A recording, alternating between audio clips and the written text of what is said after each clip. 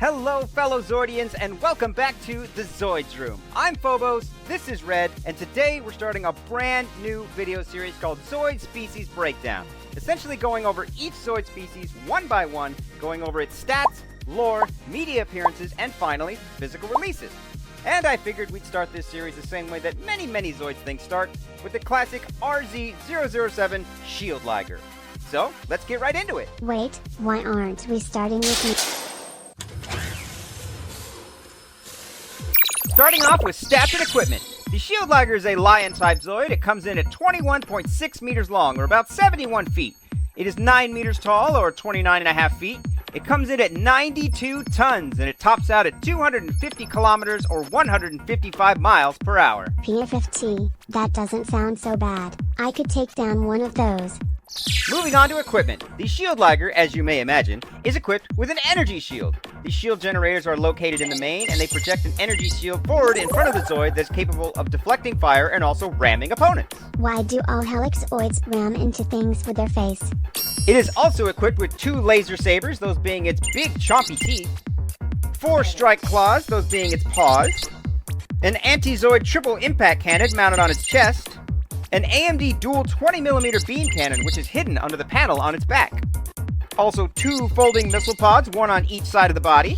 It is also equipped with an anti-Zoid 30mm 2-barreled beam gun mounted on the tail, which nobody ever really uses. How would you aim a gun attached to a cat tail anyway?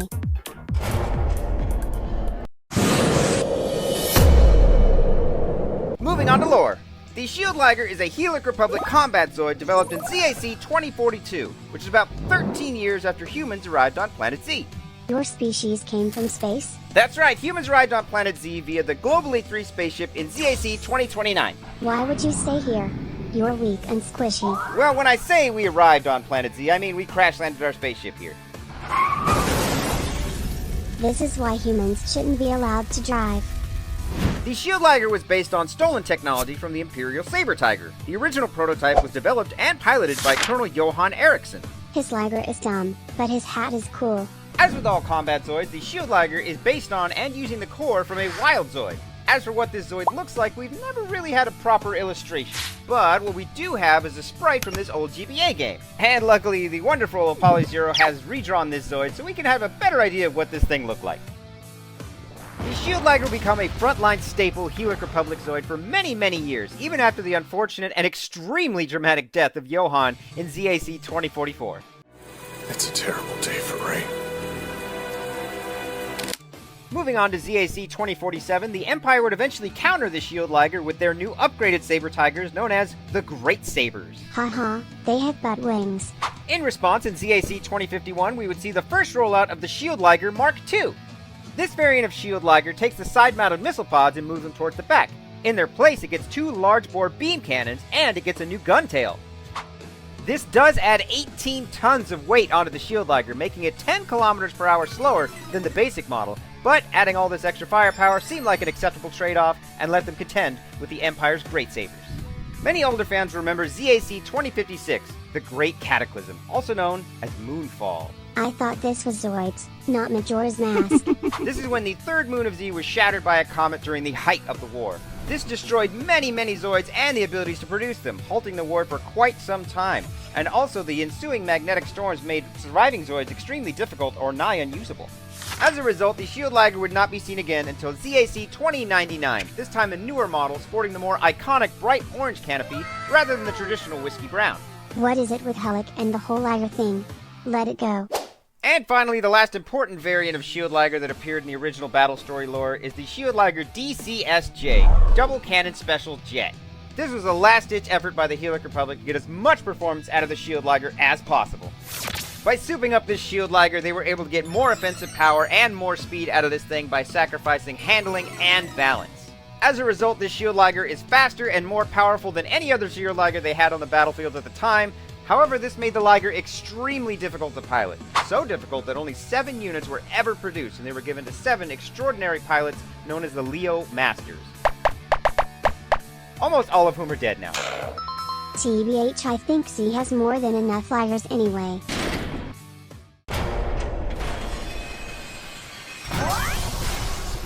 Moving Moving on to media appearances. This section will be going over each time this species of Zoid has appeared outside of the battle story in the Zoids Bible. Let's start with the easiest place to look for Zoids, the animes. Zoids has had 7 animes so far, and Shield Liger has appeared in 2 of them. The first one was our very first anime starting in 1999, Zoid's Chaotic Century.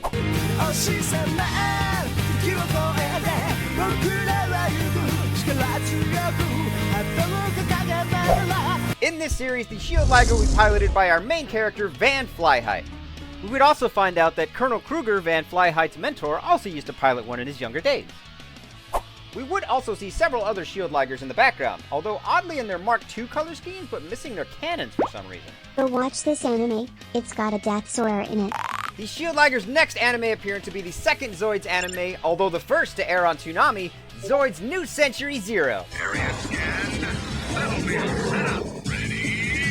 Fight. In this anime, the Shield Liger in episode 1 is piloted by Leon Toros of the Blitz team. What's a Leon and what's wrong with his hair? You could also see it briefly in the background of Harry Champ's hangar. Moving on from the animes, the Shield Liger also appears in the Zoid Chaotic Century manga, although not the New Century Zero manga, oddly enough. New Century had a manga? Kinda, sorta. Shield Liger would also get a small role in Zoid's Generations, a Zoid's Genesis AU comic drawn by Mercy Rabbit. Isn't that the human that draws the HMM box art? Why, yes it is! Did they ever draw me? Yes, actually, as a background piece for the Gold Saber box art. My butt looks amazing from that angle. Shield Liger would also appear in the Zoids Fields Rebellion manga. Death Sawyer is in this one too? Awesome.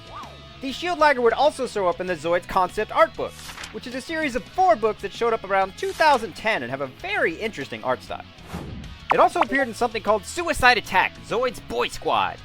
No idea what this is about. Boy Squad? Lame. Whew, that was a lot. Now, moving on from literature, let's check out some video games. Zoids as an IP has been going on since 1983, so as you can imagine, there's been quite a few video games, and Shield Liger's been in almost all of them.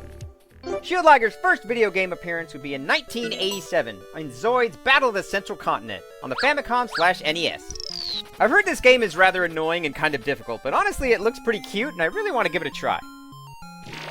The sequel, Zoids 2 Counterattack of Xenobus in 1989 for the NES, is much the same as the previous game. Looks kind of fun, and one of these days I'll have to play it for Twitch. Too many hell-eccentric games. When do I get to be the protag? Well, the next game, Zoids Denetsu or Zoids Legend in 1990 for the Game Boy, lets you choose between the Heroic Republic or Xenobus Empire side. You choose the Shield Liger Mark II or even the Death Sawyer. Now we're talking. Smash those Helix scum. Shield Liger's last video game appearance of the 90s would be Zoids Apocalypse for the Famicom/NES. This game would also be later re-released in 2009 as part of the Wii Virtual Console. It looks kinda hard. Is that a Gilvator? I wanna play this one. Moving on to the early 2000s, Shield Liger would appear in 2 games for the Game Boy Color. Evil God Revived, Genobreaker Story, which is where that wild Shield Liger sprite came from, and Liger Zero Mythical Silver Beast. Why did you humans stop making consoles in colors? They're way more fun this way. Next up, the PlayStation 1. Shield Liger would appear in 3 different games for this console. First up, a pair of RPGs, Zoids Empire vs. Republic, and the sequel, Zoids 2 Heroic Republic vs. Guideless Empire. Kinda reminds me of Final Fantasy. Neat.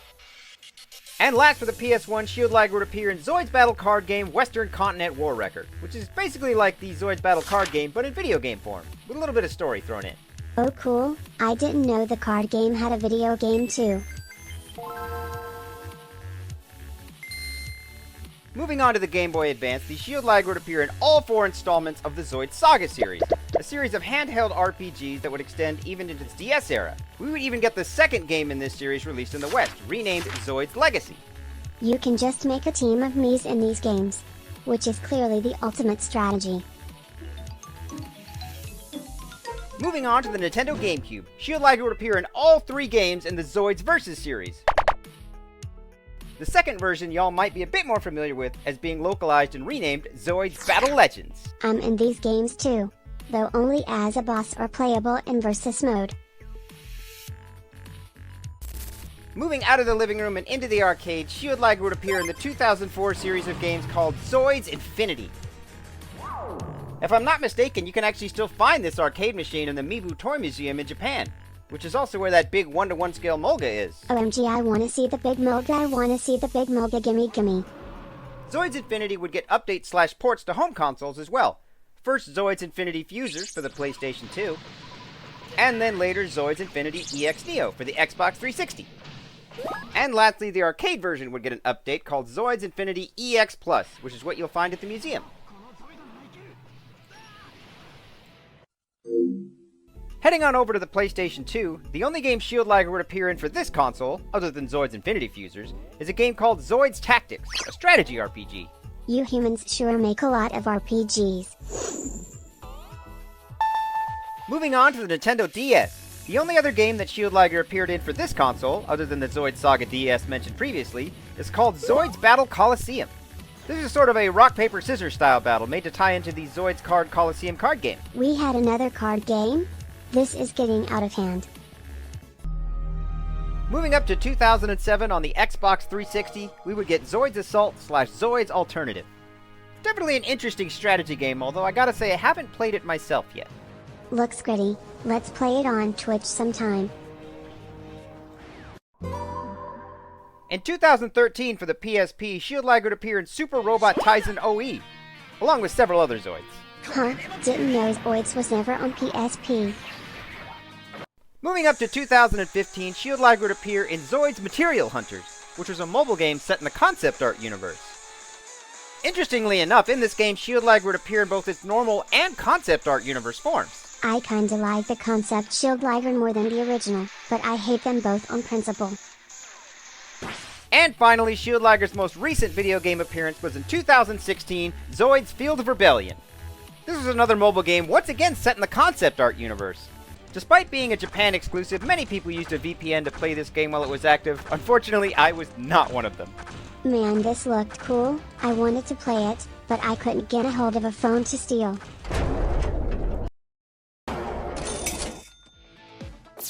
And now on to the final section of our video, physical releases.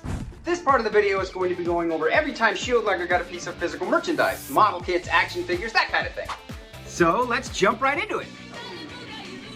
Shield Liger's first model kit would be around 1987 as sold by Tomy.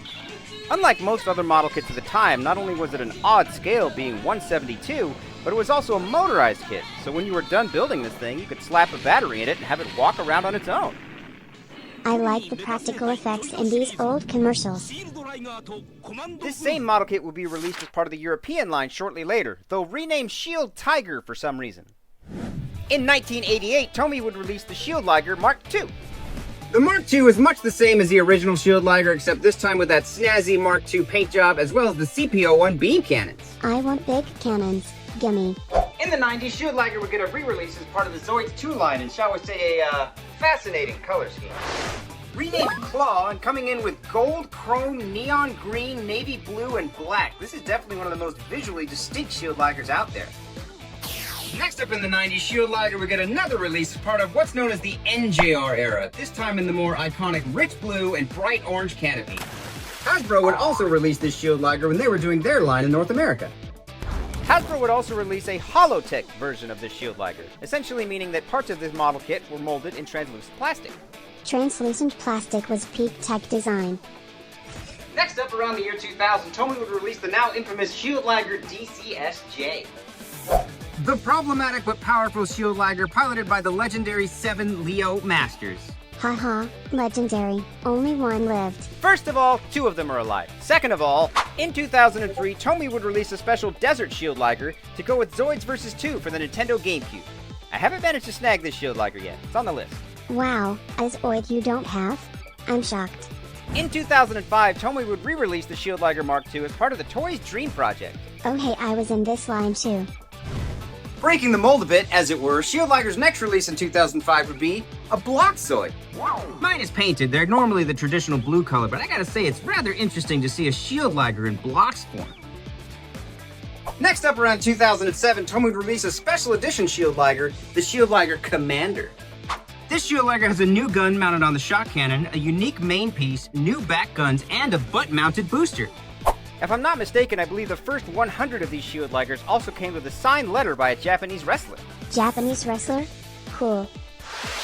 And I believe the final usage of this motorized Shield Liger mold was in 2009 as part of the 10th anniversary of Zoid's Chaotic Century. This version had anime-accurate colors as well as minifigures of Van, Fiona, and Zeke. I'll eat that thing if I see it.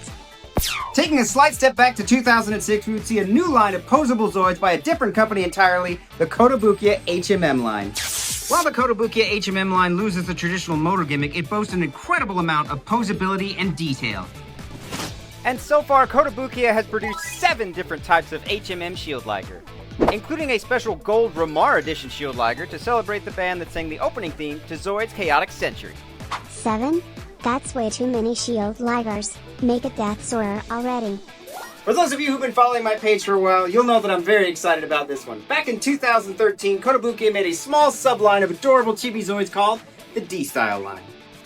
Though definitely a little hard to find these days, I'm definitely in love with the Kotobukiya D-Style line. And look, here's Red. Bruh.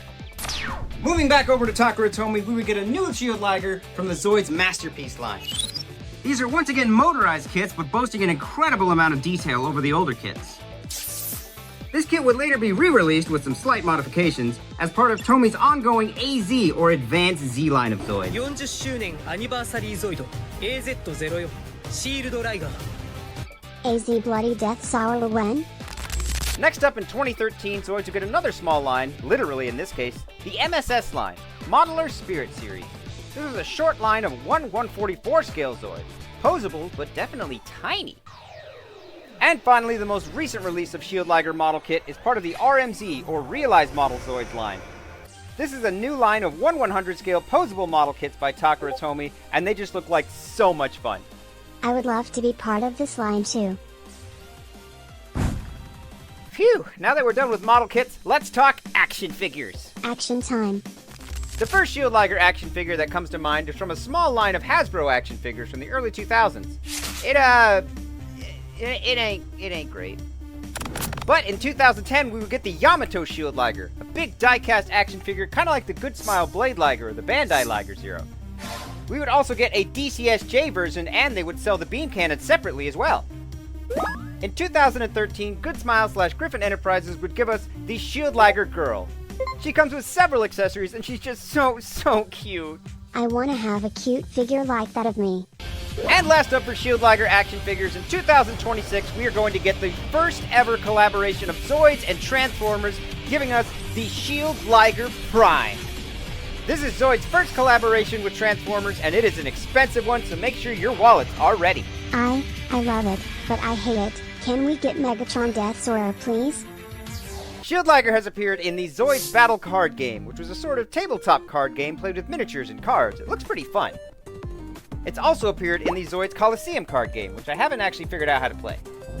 And for those who've been keeping up with Zoids news, you'll know that Zoids is celebrating its 25th anniversary of its first anime, Zoid's Chaotic Century, with a pop-up tour in Japan. It's ongoing right now, and there's been so much crazy merchandise and beautiful artwork, I feel like it's going to be quite a while before the fandom sorts through everything that's been shown off in this amazing tour. Thank you guys for joining me on our very first episode of Zoid's Species Breakdown. I know it was a long one. I didn't expect Shield Liger to be in so many things. Let me know what species you guys think we should cover next. And as always, Zoid On. Zoid on, chat.